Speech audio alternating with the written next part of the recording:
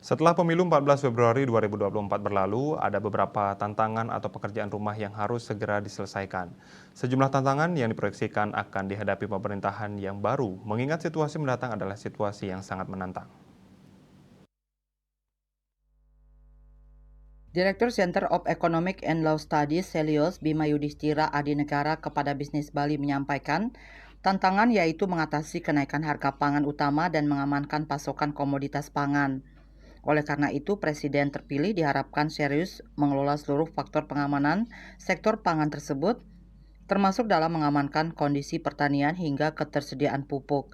Bima Yudhistira mengatakan kondisi ini juga perlu menjadi fokus perhatian pemerintah baru ke depan. Pemerintahan baru harus dapat menyelesaikan masalah pangan, pertanian, ketersediaan pupuk, dan lainnya.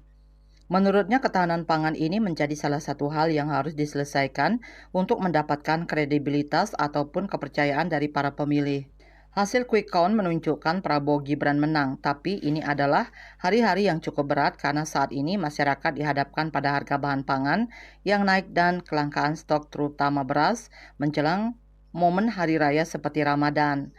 Kemudian tantangan yang kedua yaitu situasi yang dihadapi oleh pemerintahan yang baru itu adalah situasi yang sangat menantang karena situasi global tidak berpihak pada Indonesia, harga komoditas anjlok, ekonomi mitra dagang terbesar sedang sakit-sakitan seperti Tiongkok. Kemudian juga ada pemilu di Amerika Serikat yang bisa berpengaruh terhadap kebijakan moneter dan arus modal yang masuk misalnya. Kemudian tantangan yang ketiga tentunya yang dihadapi oleh Prabowo ini adalah dengan koalisi yang sangat gemuk. Pertanyaannya adalah siapa yang akan menempati pos-pos ekonomi atau pos-pos menteri di bidang ekonomi, siapa yang akan menggantikan Sri Mulyani ataupun menggantikan Luhut Binsar Panjaitan, dan menggantikan menteri-menteri profesional yang ada di lingkungan Jokowi saat ini. Hal itu menjadi teka-teki besar. Bima menilai kalau terlalu banyak politisi masuk di Kementerian Bidang Ekonomi juga akan menurunkan kredibilitas. Jadi yang paling penting adalah siapa yang akan menjadi pengganti dari menteri-menteri profesional itu.